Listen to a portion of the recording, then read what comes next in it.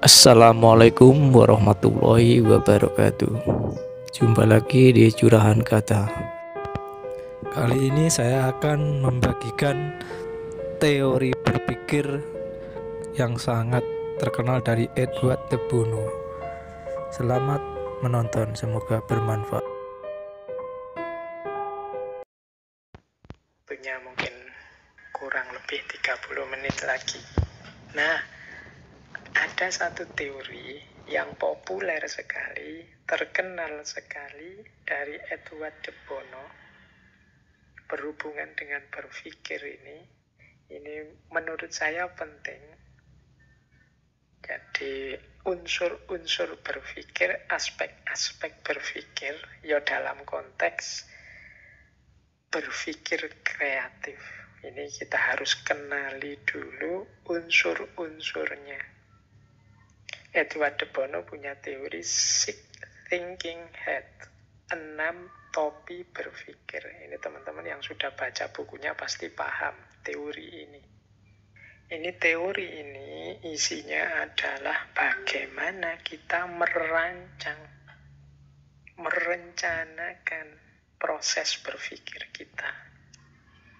Jadi baik untuk yang kritis maupun untuk yang kreatif. Kita perlu mengenali unsur-unsur berpikir ini dan bagaimana kita mengelolanya. Jadi dalam teorinya Edward de Bono ada 6 aspek, 6 unsur yang disimbolkan dengan topi. Ada topi warna putih, ada topi warna merah, ada topi warna kuning, ada topi warna hitam, ada topi warna hijau, ada topi warna biru. Ini masing-masing menyimbolkan hal yang berbeda. Kalau topi warna putih ini berpikir yang fokus pada data, fakta, informasi yang diketahui atau yang dibutuhkan. Jadi ini simbolnya topi warna putih. Jadi faktanya, datanya, informasi-informasi yang dibutuhkan.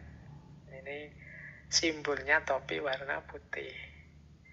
Kalau topi warna merah fokus pada kesan, rasa, apalagi tanggapan, kemudian emosi-emosi kita yang terlibat dalam hal yang sedang difikirkan.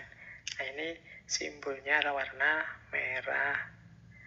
Kalau yang topi warna kuning ini berpikir yang fokusnya pada manfaatnya, maslahatnya, harapan-harapan tentang apa yang didapat dari pemikiran yang sedang dilakukan. Itu warnanya kuning. Kemudian kebalikannya warna hitam. Kalau yang warna hitam ini fokus pada aspek kesulitan-kesulitannya, problem-problem yang mungkin dihadapi, masalah-masalah yang mungkin muncul dari pikiran tadi. Itu simbolnya topi warna hitam. Kemudian ada topi hijau. Kalau yang warna hijau ini fokusnya pada kemungkinan-kemungkinan, alternatif-alternatif solusi, ide-ide baru. Nah, tema kita malam hari ini sebenarnya tema topi warna hijau. Jadi fokus pada kreativitas, kemungkinan, solusi baru, ide-ide baru dalam berpikir. Berarti kita bisa membahas lagi tema tentang kesulitan-kesulitan, hal-hal negatif dari satu gagasan, satu pikiran, atau manfaat-manfaatnya, maslahatnya dari satu pemikiran, atau tentang data, informasi, dan lain sebagainya di topi yang berbeda. Meskipun malam hari ini kita membahasnya topi yang warna hijau. Dan yang terakhir topi warna biru. Nah, topi warna biru ini berpikir tentang pemikiran. Nah, ini unik ya, berpikir tentang pemikiran itu gini loh. Topi warna biru ini yang dibahas, apa sih yang saya pikirkan ini, tujuannya kemana, cara berpikirnya bagaimana, tahapan-tahapan berpikir yang harus saya lakukan seperti apa. Nah, itu namanya topi warna biru. Jadi berpikir itu melibatkan 6 topi, 6 aspek, yaitu data atau faktanya atau informasinya. Kemudian tentang rasa dan emosi kita. Kemudian tentang hal-hal yang negatif. Kemudian tentang hal-hal yang positif, warna kuning. Yang negatif tadi warna hitam. Kemudian tentang ide baru, gagasan baru. Dan warna biru tentang bagaimana manajemen dari semuanya. Proses berpikir, tujuan berpikir, dan lain sebagainya. Nah, jadi 6 topi ini kemudian diteorikan urutan-urutan idealnya. Kalau kita kan secara umum ya seringkali tidak sadar unsur-unsur ini, pokoknya mikir ya jalan saja. Nah, kalau dalam Edward de Bono itu sebenarnya secara umum ada pola-pola ideal. Yang itu banyak yang menafsirkan pola idealnya itu ya diawali dari topi warna biru, kemudian topi warna putih, kemudian topi warna hijau, kemudian topi kuning, topi hitam, topi merah, dan terakhir topi biru lagi. Topi warna biru yang lebih dulu itu berarti ketika kita berpikir, kita harus sadar dulu, ngerti dulu tentang ihwal pemikiran kita. Ini berpikir tentang apa, proses yang harus saya jalani seperti apa, fokusnya kemana, langkah-langkah kerjanya nanti bagaimana, rencana tindakannya seperti apa dalam berpikir. Nah, ini topi warna biru. Anggap saja biru ini perencanaannya.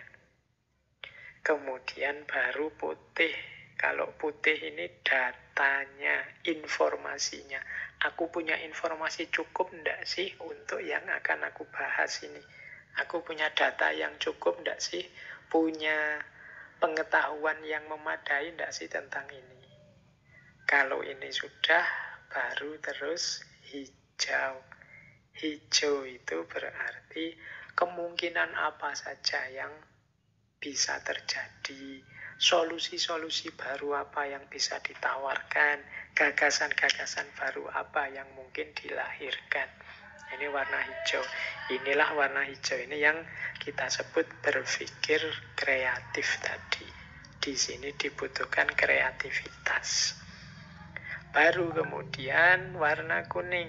Warna kuning itu berarti kita fokus pada manfaatnya apa, gunanya apa, tujuannya apa, keuntungannya apa. Kalau ini nanti berhasil. Oh, ini demi perdamaian. Oh, ini demi persatuan. Oh, ini untuk keadilan. Nah, ini namanya topi kuning. Kalau kita tidak punya topi kuning, ya tidak jelas ini pikiran ini buat apa, ide ini untuk diarahkan kemana. Maka selain hijau kita juga harus punya kuning. Setelah kuning, hitam. Nah, kalau hitam ini berhubungan dengan kesulitan-kesulitannya, problem yang mungkin muncul, masalah yang bisa terjadi. Oh, kalau saya punya ide seperti ini, mungkin saya akan dikritik oleh orang yang punya pendapat begini. Oh, mungkin saya akan diserang oleh kelompok yang begini. Nah, ini namanya topi warna hitam. Itu juga harus dipertimbangkan. Salah satu unsur dalam berpikir. Nah, setelah hitam baru merah. Kalau merah ini apa yang aku rasakan, kemudian bagaimana emosiku, ini menyenangkan, membingungkan, menyedihkan, memprihatinkan atau apa. Ini kita berpikir tentang sesuatu kan selalu ada unsur emosinya. Ini sesuatu yang memalukan, ini sesuatu yang memprihatinkan, ini sesuatu yang membuat marah. Nah, ini kan unsur emosinya masuk. Ini pertimbangan ke selanjutnya.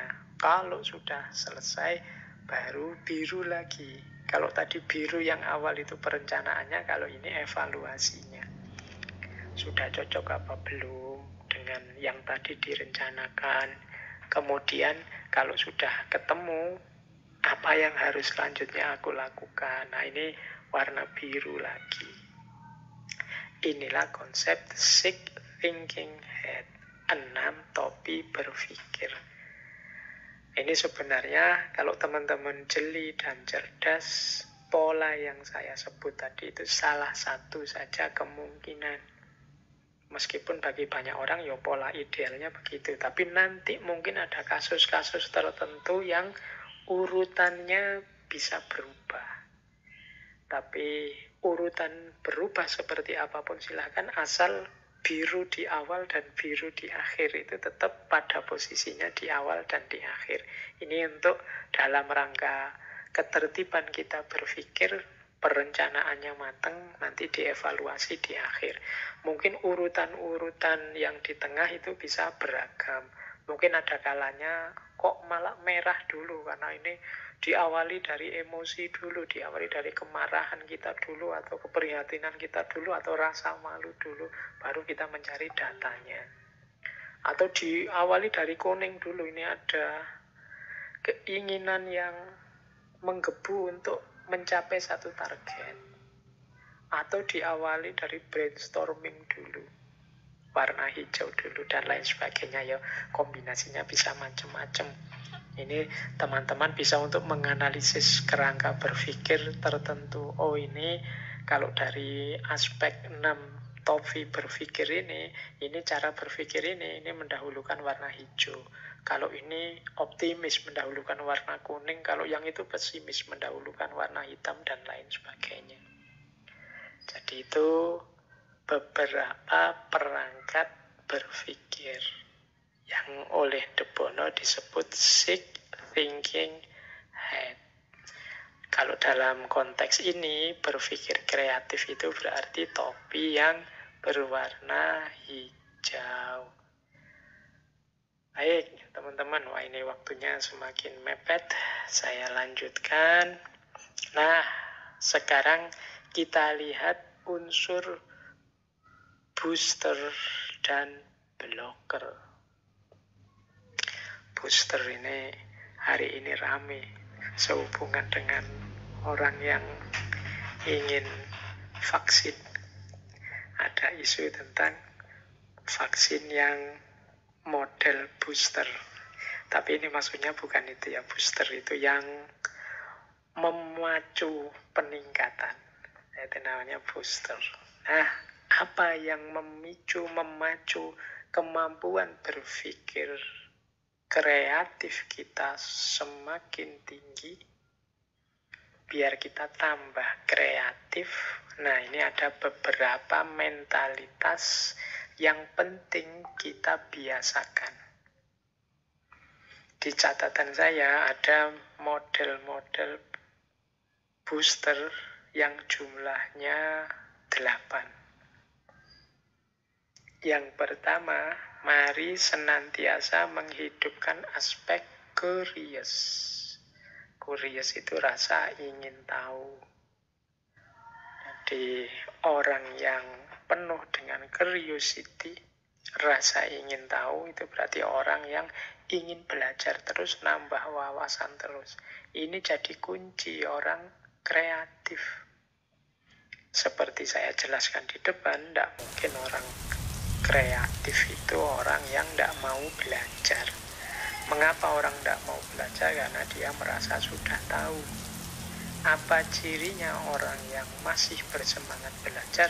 Dalam dirinya masih banyak pertanyaan-pertanyaan, masih banyak rasa ingin tahu.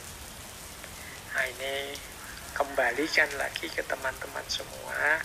Ayo coba ditanya dirinya, ada enggak banyak pertanyaan yang belum terjawab yang ingin kita kejar jawabannya?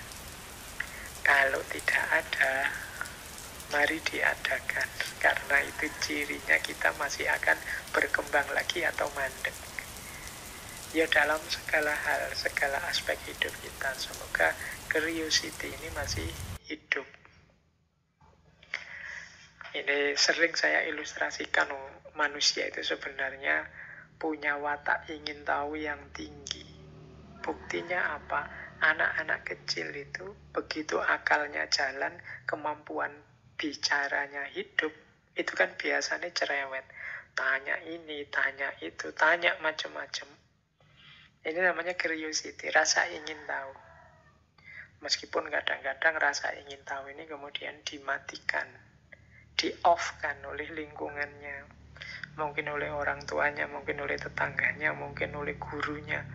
Karena capek, bosen dengerin pertanyaan-pertanyaan yang bagi orang dewasa mungkin tidak penting.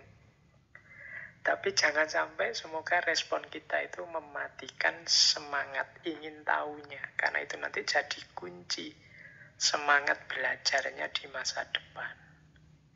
Jadi yang pertama itu. Yang kedua, 6 problems.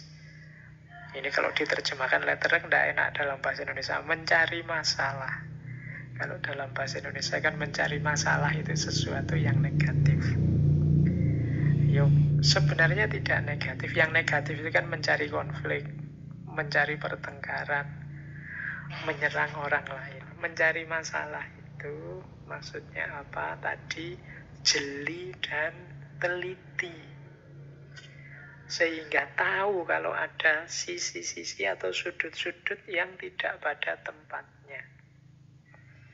Atau mungkin tidak kelihatan tapi dia bisa mengembangkan sehingga tahu potensi masalah. Ini namanya orang kreatif. Misalnya orang punya gagasan A misalnya. Nah, orang yang punya pemikiran kreatif itu dia bisa menjangkau, oh gagasan ini kalau diutarakan hari ini itu akan memunculkan respon seperti ini, respon seperti itu. Kalau dari kelompok ini akan muncul respon ini, respon itu. Itu kepandaian dia menjangkau untuk menemukan masalah-masalah. Itu yang kedua, booster yang kedua. Yang ketiga, suka tantangan.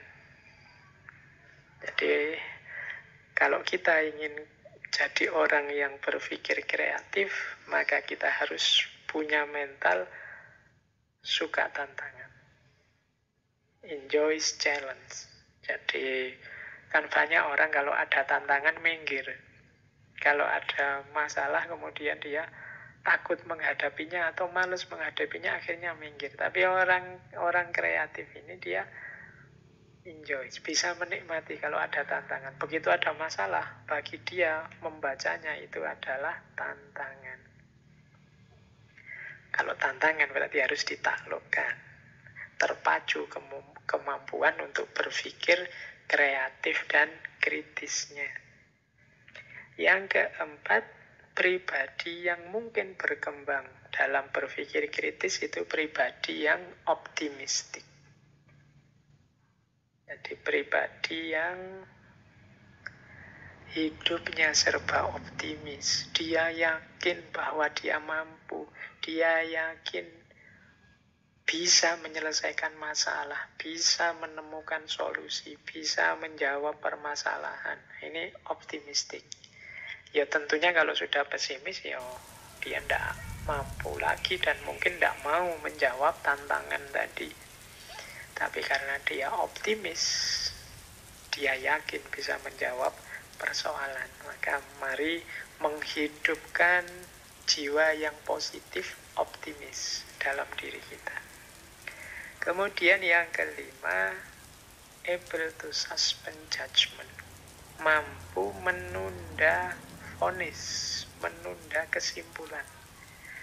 Ini nama lainnya sabar dulu, diikuti prosesnya, jangan kesusu disimpulkan. Mungkin masih banyak alternatif jawaban yang lain, mungkin masih banyak kemungkinan solusi yang lain. Itu namanya able to suspend judgment. Jadi mau dan mampu menunda penilaian, menunda kesimpulan, menunda vonis.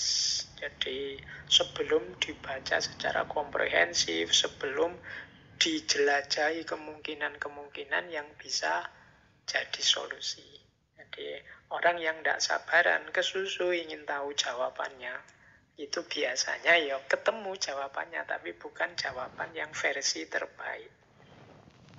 Tapi kalau kita sabar, oh masalah ini A, ada kemungkinan jawaban B, kemungkinan jawaban C, kemungkinan jawaban D. Ayo kita urai satu-satu kekurangan dan kelebihannya masing-masing. Nanti pada akhirnya kita pilih yang terbaik. Ini kan lama memang. Kalau orang yang tidak sabaran kesuwen, terlalu lama. Pokoknya, alah masalahnya apa, solusinya ini kan selesai. Mungkin pas yang dipilih, tapi mungkin kemungkinan juga tidak pas. Tapi kalau kita sabar mengikuti proses-proses, ya kemungkinan besar kita akan menemukan versi terbaiknya.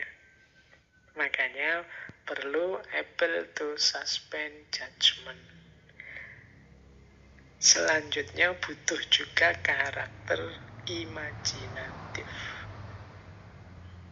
Imajinatif itu bukan kok berkhayal yang melamun, yang berpikir yang tidak-tidak. Imajinatif itu kemampuan kita berimajinasi, kemampuan kita menggunakan akal kita untuk berkreasi, melahirkan hal-hal yang baru, yang mungkin belum dibayangkan orang atau orang belum berpikir ke sana.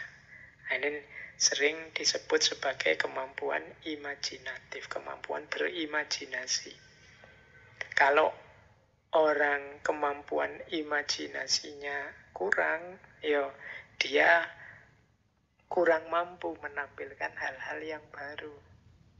Dia ngertinya hanya yang sudah ada, yang lama. Tapi kalau kemampuan berimajinasinya tinggi, ya seperti tadi, membayangkan kombinasi antara barang A dengan barang B, lahir sesuatu yang baru, mengkombinasikan antara gagasan A dengan gagasan B secara sintesis yang semula tidak mungkin tapi sekarang jadi mungkin, mengevolusi gagasan dari pijakan teori lama dikembangkan jadi teori yang baru. Ini butuh kemampuan-kemampuan imajinatif.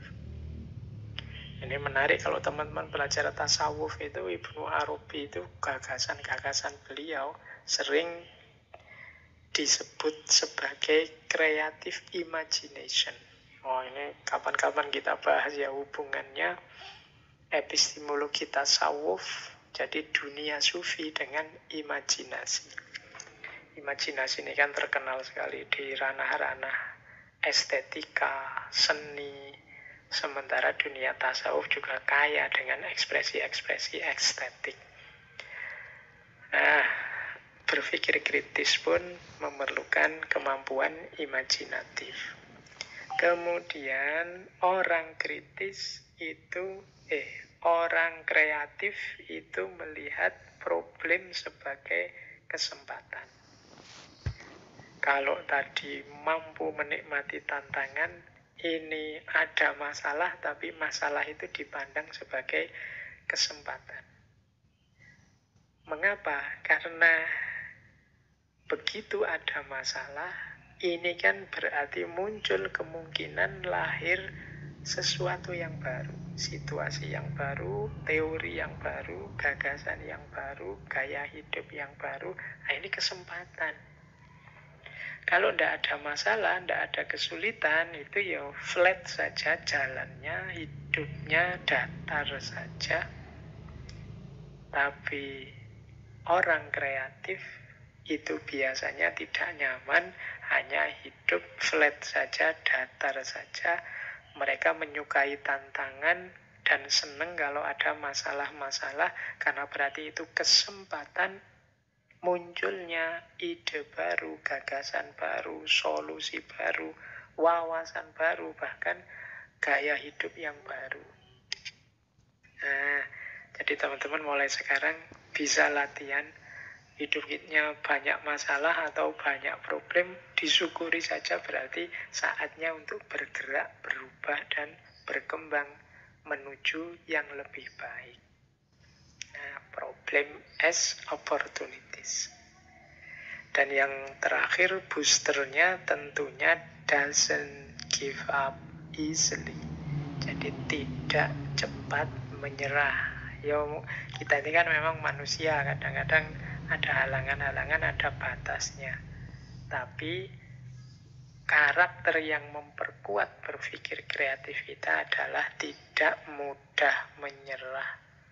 Kalau ada masalah, ya siap menyelesaikannya step by step, pelan-pelan, sabar. Kalau belum ketemu, ya dilanjutkan lagi, bila perlu diulang lagi dari awal sampai ketemu. Orang yang punya mental tidak mudah menyerah akan sangat mendukung kemampuannya berpikir kreatif. Jadi ada 8 booster. 8 booster itu 8 penguat untuk kita mampu berpikir kreatif. Yang pertama, rasa ingin tahu yang kuat. Yang kedua, senantiasa jeli menemukan masalah-masalah. Yang ketiga, menikmati tantangan. Yang keempat, optimis. Yang kelima, mampu dan mau menunda vonis, menunda penilaian, kesimpulan. Yang keenam, imajinatif. Yang ketujuh, menganggap problem sebagai kesempatan. Dan yang kedelapan, tidak mudah menyerah.